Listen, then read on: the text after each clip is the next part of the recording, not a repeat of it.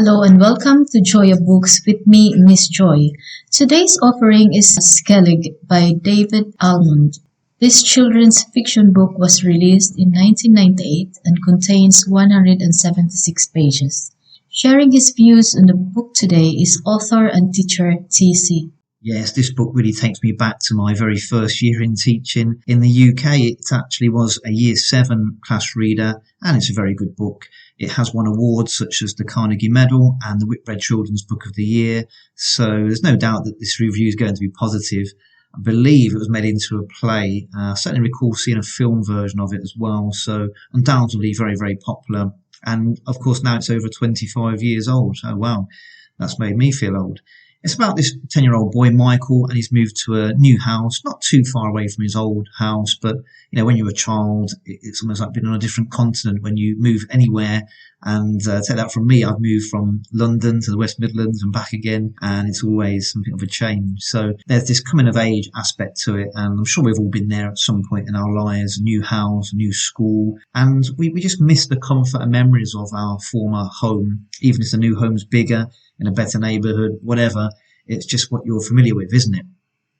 Now, unfortunately for Michael, his baby sister has been born premature and she is in hospital with a very weak heart. So it's all about how he's kind of coming to terms with that, and more importantly, his parents, who are under incredible stress, obviously post-childbirth.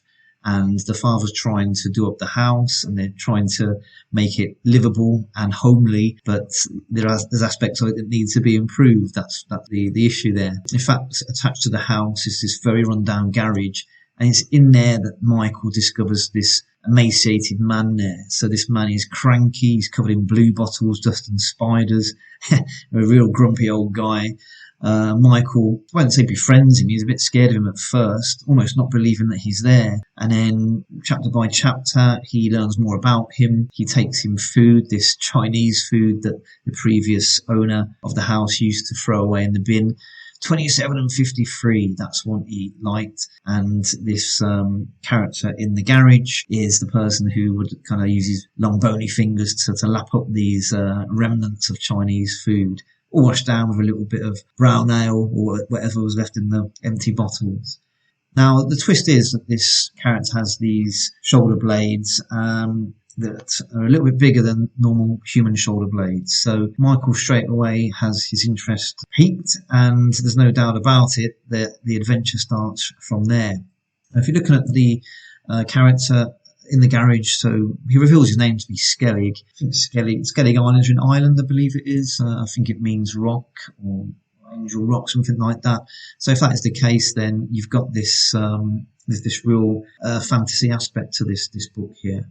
And yeah, I really like the trade-off here. You've got that fantasy aspect with this strange character in the garage who the adults don't know about, and then you've also got the real life aspect of the parents clearly going through a trauma, and it's interesting. In fact, I like the adults in this book. I commented on, I think, one of Benjamin Zephaniah's books last time I was on the show, and commented that the adults weren't really portrayed as believable or essentially as being idiots, and look, children can see straight through that.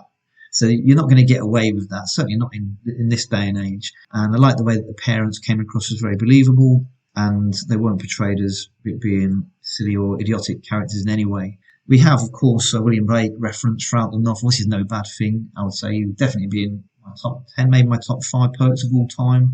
I think David Almond, the writer, admitted that this story for Skellig was inspired by Gabriel Garcia Marquez's A Very Old Man with Enormous Wings. So that straight away puts it in the kind of magic realism category. And it's a very well-written book, about dreams and how sometimes what we see we don't always believe, but it can be real, can't it, in certain situations. There's this other character, Mina, who's nice. So she's homeschooled. So Michael's getting his knowledge from school science lessons, but also from his parents and his homeschooled neighbour, Mina. So that's interesting as well. You've got his Leaky and Coot best friends who he loves playing football with. So you can see that boys will be interested in this book as well, and you can see why those characters are in there.